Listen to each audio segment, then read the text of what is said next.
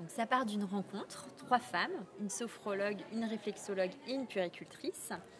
On travaillait sur la question des jeunes vulnérables de 12 à 25 ans.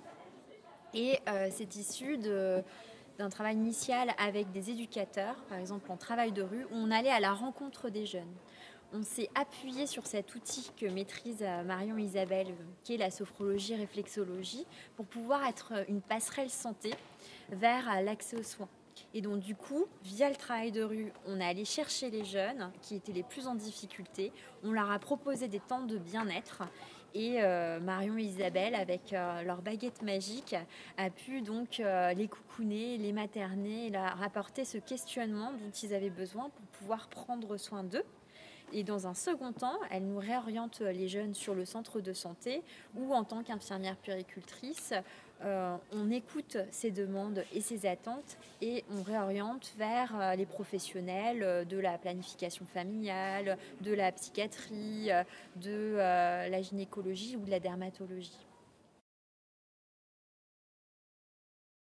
On monte donc nos ateliers avec Isabelle en commun, puisqu'on fonctionne toutes les deux tout le temps. L'idée, c'est de mettre le jeune dans un environnement, comme le précisait Karine, un peu cocooning, de pouvoir lui appliquer nos 2 techniques et d'être surtout dans l'échange, parce que je crois qu'on l'a suffisamment dit, c'est l'écoute avant tout du jeune.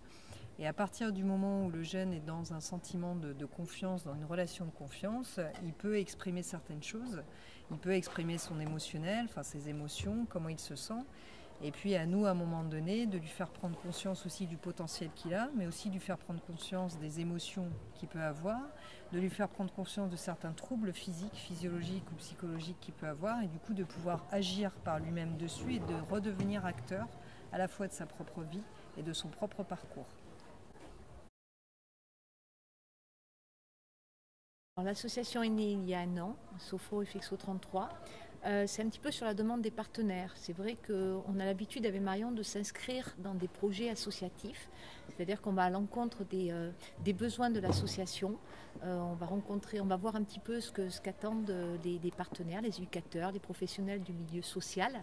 Et à partir de là, on monte le projet avec eux. On s'inscrit vraiment dans un projet. Le souhait a été évoqué à plusieurs reprises, ne serait-ce que pour des partenaires financiers, pour trouver des partenaires financiers. On trouvait que c'était beaucoup plus simple de se monter en association. Aujourd'hui, donc Karine est notre présidente, mais aussi, on a su aussi s'entourer de personnes très très compétentes dans le milieu social, notamment des personnes du milieu de la prévention spécialisée par exemple.